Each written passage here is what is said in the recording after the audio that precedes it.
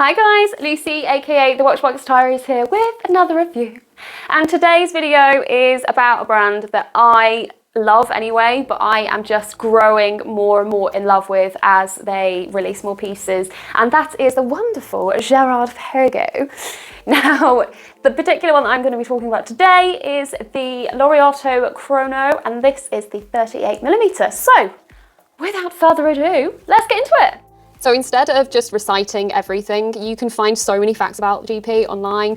Here are 5 of my favourite ones. If you want to pause the video and read them properly, you can, or you can just ignore everything that is currently on screen. They're a cool couple, they acquired a watch house, and they have pretty much been nailing it ever since. So we've talked about the history of the brand, now let's talk about the history of the Laureato.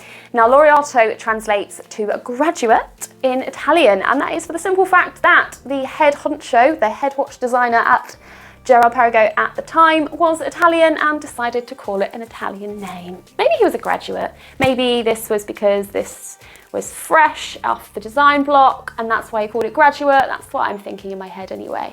But it's an Italian word, people. Now, if you think this looks a little bit similar to a Royal Oak, you would be on sort of the right lines. Around that Genta Era, it kind of went the Royal Oak, and then the Laureato, and then the Nautilus in terms of releases. So technically, the Nautilus could have been based on this. Now, let's talk about that dial. I'm probably going to butcher this because I butcher every accent I ever try to do, so apologies in advance. But this dial design, this pattern, is called the Clou de Paris, or hobnail, which is so much easier for me to say.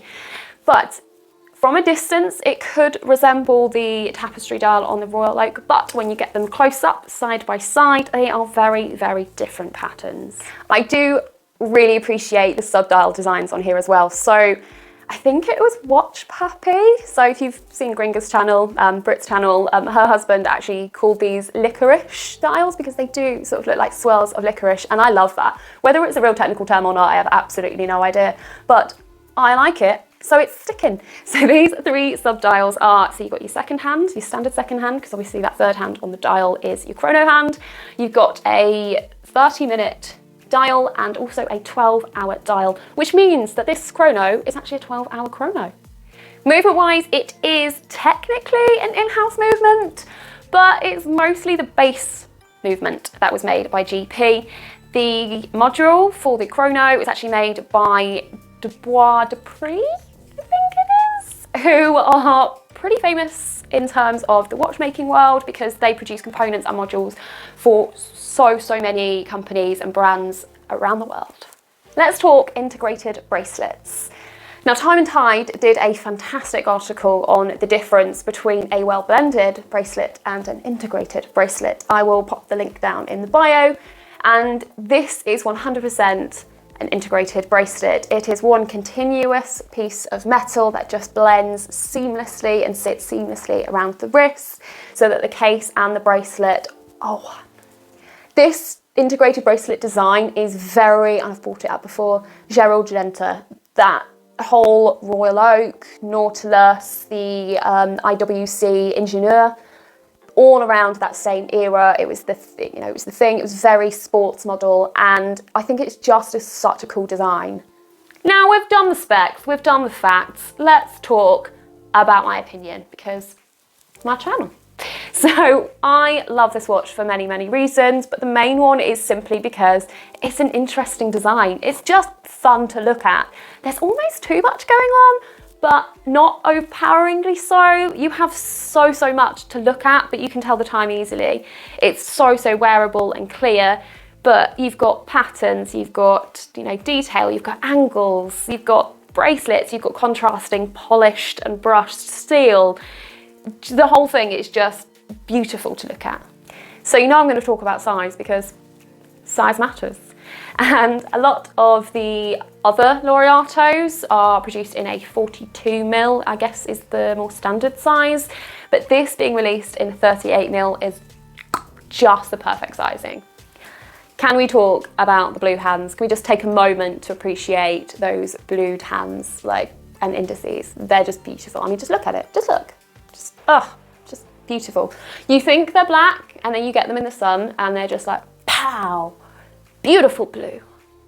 I am also a girl who likes something that's a bit different, a little bit more on the quirky side, and I do feel this is more of an under the radar kind of piece. It's one of those that if you know, you know, you know? Not only does this watch look beautiful on the bracelet, you can get straps for it as well. So very similar to, I'd say, the Vacheron Overseas that comes with a rubber and a leather strap. The Laureato can also be paired with a rubber and a leather and look absolutely fantastic, in my opinion. Although you do have to purchase them separately, but in the grand scheme of how much things cost, they're actually very reasonably priced. I'm not the biggest fan of where they've put the date window, but where else are they going to put it? Although, to me personally, is it necessary? I don't need it. Another thing that I'm also unsure whether is necessary is the fact that you've got the GP logo and the wording of Girard Perregaux. And I'm not sure you need both. But then again, it's not a whole book like some of the other watches out there. Rolex. This particular piece, I believe, is discontinued now in this sizing. However, Girard Perregaux have recently released a beautiful copper dial in this sizing, which is just lovely. So there is hope that they will now start releasing a couple more colourways. So I've got a few gripes slash comments about the whole like bracelet situation on this watch. So first off, the clasp. I think because everything else is such good quality, I've noticed the clasp a little bit more, and it does sit ever so slightly underneath the rest of the watch in terms of quality. But the bracelet, it is beautiful, it is incredibly well made, but it is dainty and it is thin. So I think there's a perceived correlation between weightiness and thickness and quality. So some people may feel that this bracelet is a little bit on the cheap side, or sort of, yeah, on the cheaper side, just because of how sort of flexible it is and how dainty it is. But honestly, it is beautiful quality. So I want to broach that subject very, very quickly, the correlation between sort of weightiness and quality. And I'm going to use the Rolex Daytona as an example because I guess the two of those watches, so the Daytona and the GP, put next to each other, they have very, very similar aesthetics, but they are designed for very different purposes. So your Rolex Daytona is a steel sports watch. It is designed to be rugged, it's designed to be sporty, it's designed to be tooly.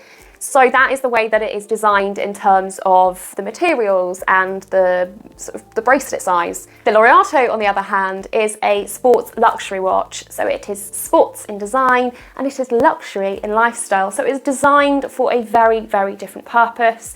Hence why one is designed slightly weightier than the other. So a quick roundup. I love this watch. I love the interesting design. I love the sizing. I love that it's got function.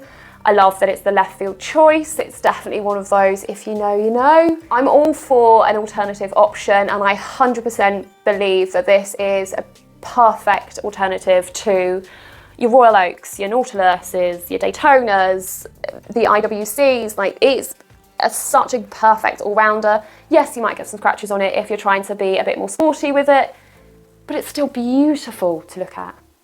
So just a little side note, and another reason to love GPs. So based on annual production volumes, Patek make roughly 62,000 watches a year, AP's 40,000, Vacheron's about 20. GP only make roughly 12,000 watches per year. So technically, it makes them twice as rare as Vacheron, 3.5 times as rare as AP, and 5 times rarer than Patek. That is it for me, people. Thank you very much for tuning in, as always. If you've got any comments about this watch, about the brand, about my opinions, about my reviews, if you've got a Laureato, let me know your thoughts down below in the comments section. As always, please help a girl out with those algorithm gremlins, and make sure you've liked and subscribed to the channel. And if you are excited about more videos, make sure you have turned on that little bell to be notified of future upcoming reviews. So until next time, bye.